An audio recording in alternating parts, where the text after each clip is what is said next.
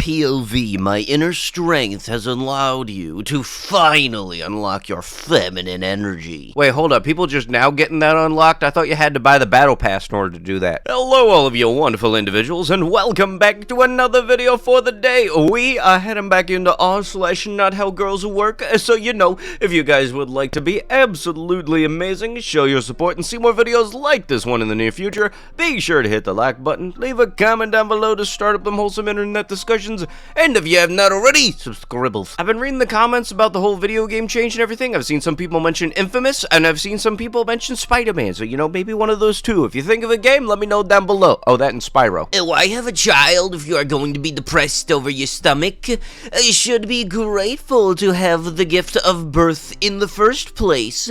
Too many luxuries in the Western world. Did you know that recent studies show that when the woman has kids with a man, she absorbs some DNA of his? Yep, people like sew with the tail shit. The male fetal cells sew like the children, not her husband. What the frick? Yeah, what? I was not ready to learn this in a Monday. You and me both. What in the heck? How is that something that I had never thought about? Because it's not frickin' true, you dummy. A pregnancy may thus establish a long-term low-grade chimeric state of the human female. Baby mamas are low-key chimeras.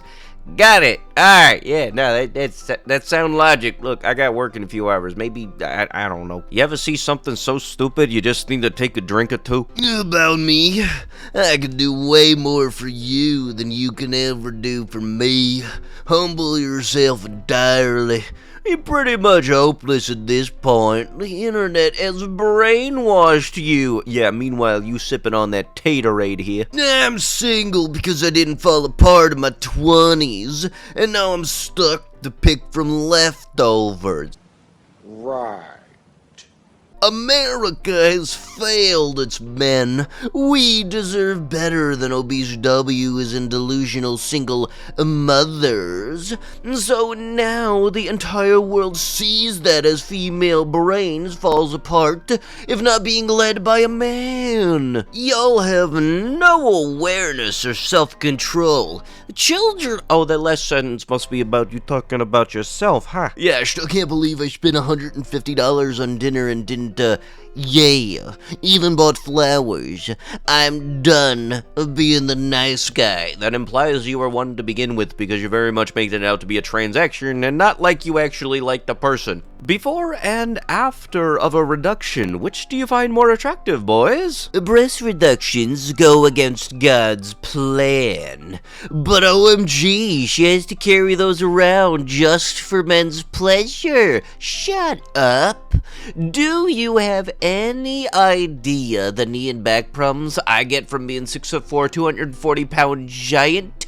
No, but women love me being big. I don't remove my shins, do I? You failing to realize that there is a difference between having that weight dispersed evenly around your body versus having a lump of it on your chest. I know I've said this before in the past, and people have actually said it's somewhat of a decent analogy or example of such. Take a backpack, flip it around to the front, stack some dumbbells in it, pull that shit up tight so it's at the top of your chest, and try to carry it around your day. Say you don't have any back pains about an hour or two later. Yeah, how come feminists say they want equality, and yet don't do anything for the billions of women who are like eager one times a month to be a daily eager like many men in order to experience real pain and suffering, or fight for the legalization of castration and every medication that suppresses libido to be legal and free, given that many men in their 20s don't have the money to buy from the underground and would have to suffer for years for nothing until they get the cash. If everything were that way, there would be far fewer incels and incel attackers, something the feminists hate despite them being the ones who make the incels. Like, majority of the incels are realist and black pillars. They know they don't have the money or some other resource to have the S they want, and all they want is to be happy and not eager dogs who think about that all the time. Like as Tate would say, gentlemen, we know the answer to why feminists don't do that, because they would lose control over men, but why then shout equality? I feel like this person's very much getting feminists mixed up with the people that call themselves feminists but very much want things one-sided in their favor. You know, the ones that actually don't want equality, but things that are just strictly in their favor. I'm fairly certain that people that call themselves feminists that are actually for equality don't like those people either. Choosing between my fiance and the girl I just met, I'm lost. Oh, what would be the right call? I'm 29M, and my fiance's 25F. A new person is 26F. I know, I'm being a terrible person. Please don't bother with telling me that. I already feel like dookie enough. Thanks. I'm stuck between two people that I genuinely care about and can't make a decision. Ah, yes, you know, the tough decision between some random person and, you know, the person you've already asked to be your wife. That definitely screams, I'm sure having a hard decision here. So, I'm 29-year-old dude living in LA, California. You already mentioned your age in the title, you schmuck. I'm originally from Iran. I went back there in 2019, and while I was there, I met a girl on Tinder. We talked over the phone, had a great connection. We didn't get the chance to meet up, but we kept in touch when I came back. September of 2022, I decided to make things more serious with her because of that connection we had, as I was struggling connecting with anyone out here. I was not in a great place in my life at the time either. We talked on FaceTime every day for 2 hours or more, morning and night. So I decided to go see her in Turkey in January of 2023, and we had a blast. It was awesome. We explored food, places, and each other, and it was very comfortable. Also, the loot experience was very good.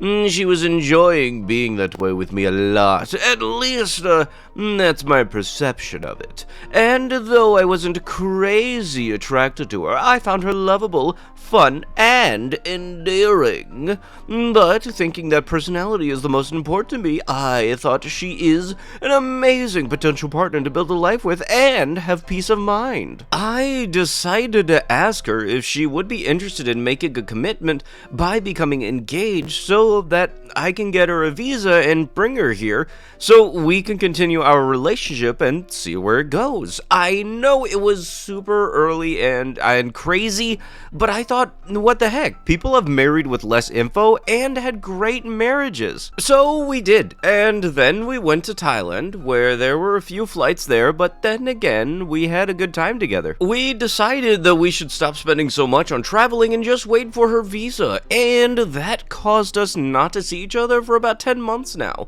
We've had a few fights, like when she had set up a tennis session with some coach dude without telling me because she thought I would get upset and sensitive, which caused me a lot of doubts about her honesty, but it made me jealous too. Fast forward to a couple of weeks ago, and now Embassy has given us a response so we can get the interview appointment.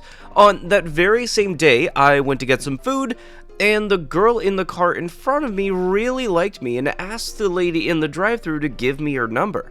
So it was super cute, and also turns out she is also Iranian. She is 26 and my fiance is 25. I didn't want to go out with her, but a friend suggested a coffee would be innocent, and not going out with her would be a mistake because you won't know if this would have been a better thing for you, or you truly love your fiance. I took her advice, and we went out and had an amazing time. The chemistry and that sort of attraction was crazy high. The caveat here is that not having seen my fiance for 10 months, a lot of tension has built up in my body and was becoming unbearable, as you can imagine. We then set up another date, and this time things went a lot further, and it was the best under the cheek shuffle we both ever had. We are crazy for each other, and when it comes to that stuff, and neither of us is inexperienced, I should say. Even though in my mind I never wanted my wife to be that experienced, and I'm a bit more traditional in my way of thinking.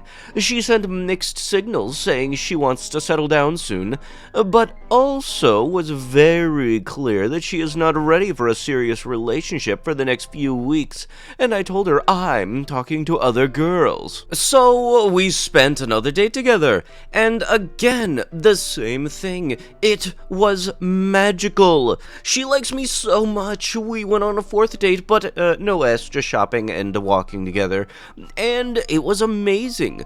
We also just had brunch, and it was really good. Even though she is not a calm person, I feel like I can handle her craziness better than anyone if I say grounded and open with my heart. It's always like this. The qualities that most turn you on lewdly about a partner usually are the same qualities that frustrate you for the rest of the day. So it comes down to what inspires your life the most.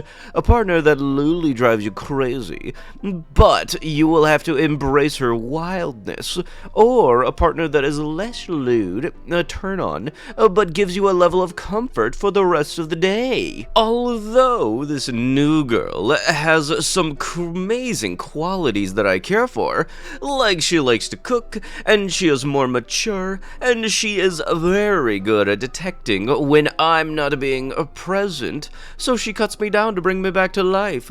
She is a lot more extroverted and outgoing than I am. I like to spend time with close friends, and she likes partying and going out. My fiance, on the other hand, is not as mature and doesn't like to cook, but is not as extroverted as much and more willing to settle down with me given how much time we have had together, albeit in a long-distance relationship. Now, I don't want to break either one's heart, but I gotta decide now. The idea that if I love the first one but wouldn't go with the second one might be true, but given the long-distance relationship situation, it is not fair. Not seeing your partner for 10 months will make it different, I think. Now, I don't want to break either one's heart, but I gotta decide now. The idea that if I love the first one, I wouldn't go with the second one might be true, but given the long-distance relationship situation, it is not fair.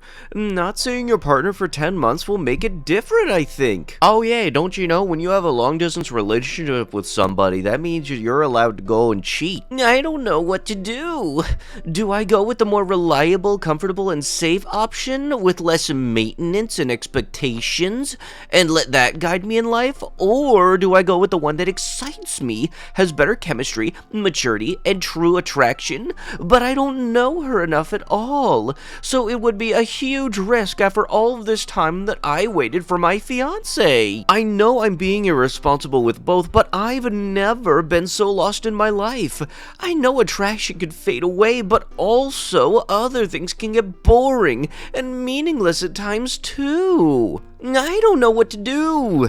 Do I go with a more reliable, comfortable, and safe option with less maintenance and expectations and let that guide me in life, or do I go with the one that excites me? That is literally the same thing that was mentioned before. Yeah, I'm gonna tell you this right now, dummy. Cheating is cheating, regardless of whether or not you're in a long-distance relationship or not. It's kind of this whole thing where you have an agreement to be faithful to each other or something like that, and you know, it's not like cheating is totally going against that, but yet you're trying to use it being a long-distance relationship to justify it. I can tell you very much so what's gonna happen is the second one or the other finds out, they're gonna let the other person know, then you're gonna be single as a Pringle. And don't you just gotta love all the clickbaity thumbnails that came out after the Mario movie because people thought that Peach was gonna be some kind of, you know, girl boss and all that stuff. Oh, they're gone woke and everything. No, I've actually seen the Mario movie.